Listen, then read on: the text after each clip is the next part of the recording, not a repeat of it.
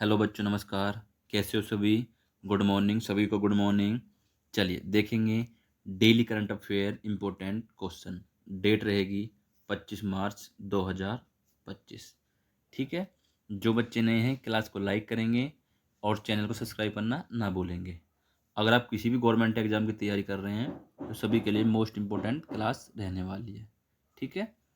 आपका कोई भाई, दोस्त या कोई फैमिली मेम्बर तैयारी कर रहा है गवर्नमेंट जॉब की, सबके तक शेयर करेंगे क्लास को। चलिए चलेंगे बिना देरी के फर्स्ट क्वेश्चन पर। देखेंगे सभी फर्स्ट क्वेश्चन।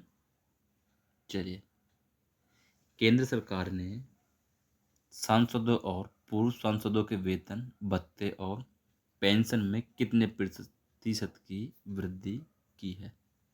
15%, 20%, 24% या फिर 30%? चलिए तो बताएंगे क्या हो जाएगा राइट ऑप्शन हमारा। बिल्कुल 24, यानी ऑप्शन नंबर सी 24%। ठीक है, 24% की वृद्धि की है। चलिए कुछ डिटेल है वो देखेंगे। केंद्र सरकार ने 1 अप्रैल 2023 से सांसद सदस्यों यानी सांसदों और पूर्व सांसदों के वेतन भत्ते और पेंशन में 24% की वृद्धि को अधिसूचित किया है। ठीक है। चलिए नेक्स्ट क्वेश्चन है वो देखेंगे। अच्छा, कुछ डिटेल और इसकी देखेंगे।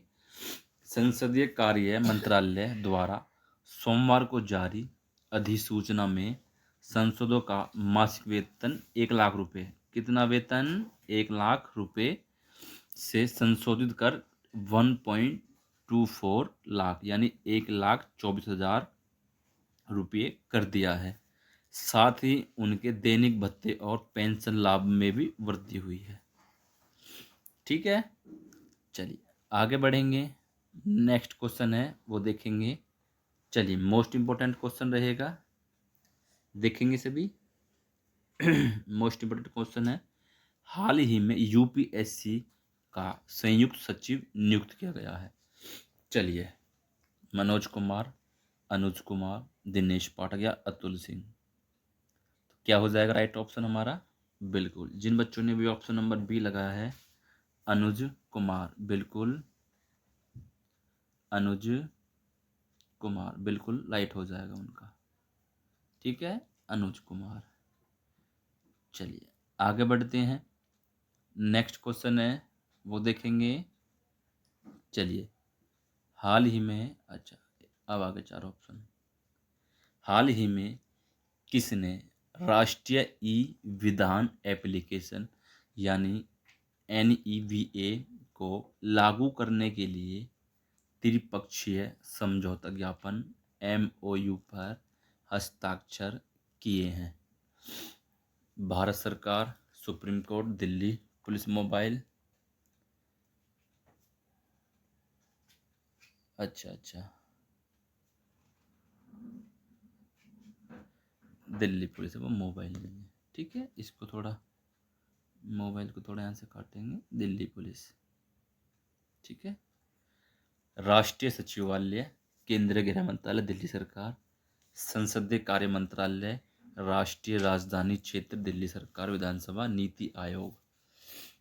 तो क्या हो जाएगा राइट ऑप्शन हमारा? चलिए बताएंगे सभी। बिल्कुल संसदीय कार्य मंत्रालय, जो कि ऑप्शन नंबर हमारा सी में दिया हुआ है। संसदीय कार्य मंत्रालय यानी MOPA, राष्ट्रीय राजधानी क्षेत्र दिल्ली सरकार, दिल्ली विधानसभा। ठीक है।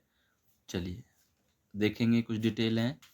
दिल्ली विधानसभा ने हाल ही में संसदीय कार्य मंत्रालय यानी MOPA, राष्ट्रीय राजधानी क्षेत्र दिल्ली सरकार के साथ राष्ट्रीय ई विधान एप्लीकेशन यानी NEVA को लागू करने के लिए एक त्रिपक्षीय समझौते पर हस्ताक्षर किए हैं। यह विकास दिल्ली को नेवा प्लेटफॉर्म में शामिल होने वाली 28वीं विधानसभा के रूप में चिन्हित करता है, जो राजधानी में डिजिटल शासन की दिशा में एक महत्वपूर्ण कदम है। ठीक है। चलिए आगे बढ़ते हैं। नेक्स्ट क्वेश्चन है वो देखते हैं सभी। चलिए, हाल ही में भारतीय राष्ट्रीय कला एवं सांस्कृतिक विरासत न्यास का नया अध्यक्ष किसे चुना गया है?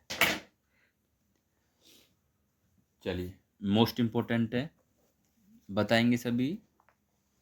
बिल्कुल, अजय सिंह यादव, अशोक कुमार ठाकुर, राकेश वर्मा शर्मा, अरुण कुमार त्रिपाठी। चलिए, तो क्या हो जाएगा राइट ऑप्शन हमारा? बिल्कुल, ऑप्शन बी वाले बिल्कुल बच्चे राइट है, अशोक सिंह ठाकुर, अशोक सिंह ठाकुर। चलिए देखेंगे कुछ डिटेल। अशोक सिंह ठाकुर को 3 साल के लिए भारतीय राष्ट्रीय कला एवं सांस्कृतिक विरासत न्याय INTACH का नया अध्यक्ष चुना है। मोस्ट इंपोर्टेंट क्वेश्चन रहेगा, स्टार मार्क करेंगे इसको। नई दिल्ली स्थित INTACH के मुख्यालय में वार्षिक आम बैठक AGM के दौरान यह चुनाव हुआ। ठीक है, चलिए आगे बढ़ेंगे। क्लास शेयर करेंगे सभी। अच्छा, वो नीचे पहुंच गया इसका ऑप्शन, चलिए कोई बात नहीं। साल 2024 के लिए 59 ज्ञानपीठ पुरस्कार किस लेखक को प्रदान किया गया? चलिए, मनीष कुलश्रेष्ठ, विनोद कुमार शुक्ल, अच्छा और ऑप्शन आगे वो देखते हैं, आलोक दनविया, अशोक वाजपेयी। तो क्या हो जाएगा राइट ऑप्शन हमारा? विनोद कुमार शुक्ला, जो कि हमारा ऑप्शन नंबर बी है, विनोद कुमार शुक्ला। ठीक है, चलिए कुछ डिटेल हैं वो देखेंगे।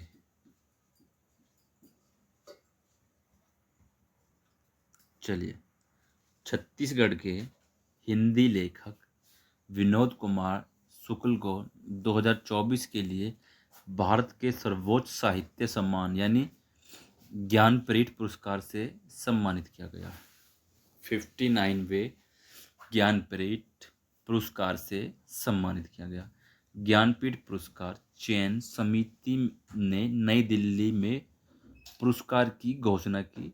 शुक्ल यह सम्मान पाने वाले छत्तीसगढ़ के पहले लेखक हैं। देखिए, विनोद कुमार शुक्ल छत्तीसगढ़ से बिलोंग करते हैं, हिंदी साहित्य के लेखक हैं और छत्तीसगढ़ के पहले लेखक हैं। कौन से? पहले लेखक हैं। ठीक है, चलिए मोस्ट इम्पोर्टेंट क्वेश्चन हो जाएगा। चलिए, जो बच्चे छत्तीसगढ़ से हैं उनके लिए मोस्ट इम्पोर्टेंट क्वेश्चन है, हालांकि सबके लिए है, उनके लिए ज़्यादा है क्योंकि जो राज्य सरकार गवर्नमेंट एग्जाम होते हैं उनके लिए मोस्ट इम्पोर्टेंट है। चलिए, भारतीय बीमा विनियामक एवं विकास प्राधिकरण ने हाल ही में किस समिति में 5 नए सदस्यों की नियुक्ति की है? लेखा सलाहकार समिति, बीमा सलाहकार समिति, वित्तीय सलाहकार समिति, या फिर नेक्स्ट ऑप्शन है वो देखेंगे, तकनीकी सलाहकार समिति। चलिए तो बताएंगे क्या हो जाएगा राइट ऑप्शन? बिल्कुल, बीमा सलाहकार समिति, ऑप्शन नंबर बी हमारा बिल्कुल राइट हो जाएगा। चलिए आगे बढ़ते हैं। अच्छा, डिटेलें वो देखेंगे। भारतीय बीमा विनियामक एवं विकास प्राधिकरण IRDAI ने अपनी बीमा सलाहकार समिति में 5 नए सदस्यों की नियुक्ति की है। आधिकारिक राजपत्र में प्रकाशन की तिथि से प्रभावी ये नियुक्तियां IRDA अधिनियम यानी 1999 की धारा 25 और IRDA बीमा सलाहकार समिति विनियम 2000 के विनियम 3A के तहत की गई हैं। देखो, ये इतना इम्पोर्टेंट भी नहीं है जितना ये ऊपरला वाला है। ठीक है, जो हमारा फर्स्ट हुआ है डिटेल। चलिए, जो बच्चे तैयारी कर रहे हैं यूपीएससी की उनके लिए मोस्ट इम्पोर्टेंट है। एक ऑप्शन नीचे कैसे पहुंच गया? हर साल विश्व टीबी दिवस मनाया जाता है 22 मार्च, 23 मार्च, 24 मार्च। डी ऑप्शन यहाँ लिख लेते हैं 25 मार्च। चलिए, तो क्या हो जाएगा? हर साल विश्व टीबी दिवस, वर्ल्ड टीबी डे मनाया जाता है 24 मार्च को। 24 मार्च को हम वर्ल्ड टीबी डे मनाते हैं। ठीक है, चलिए देखते हैं कुछ डिटेल। देखिए, टीबी यानी तपेदिक गंभीर संक्रामक बीमारी, जिसको हम टीबी बोलते हैं, जो हर साल दुनिया भर में लाखों लोगों की जान लेती है। यह बीमारी माइक्रोबैक्टीरियम ट्यूबरकुलोसिस नामक बैक्टीरिया की वजह से होती है। ठीक है, एक दिवस और है मोस्ट इम्पोर्टेंट। 24 मार्च को राष्ट्रीय कॉकटेल दिवस भी मनाया जाता है। कॉकटेल, ठीक है। चलिए आगे बढ़ेंगे। नेक्स्ट क्वेश्चन है, अच्छा स्टैटिक के क्वेश्चन है दो, वो देखेंगे। देखिए, जवाहरलाल नेहरू पोर्ट ट्रस्ट कहाँ स्थित है? मोस्ट इम्पोर्टेंट क्वेश्चन हो जाता है सभी के लिए। तो कहाँ पे है? मुंबई में। जवाहरलाल नेहरू पोर्ट ट्रस्ट कहाँ पे है? मुंबई में। चलिए नेक्स्ट क्वेश्चन है, कौन सा बंदरगाह भारत के पूर्वी तट पर स्थित है? पारादीप। कौन सा? पारादीप। पारादीप बंदरगाह भारत के पूर्वी तट पर स्थित है। चलिए नेक्स्ट क्वेश्चन है, वो देखेंगे।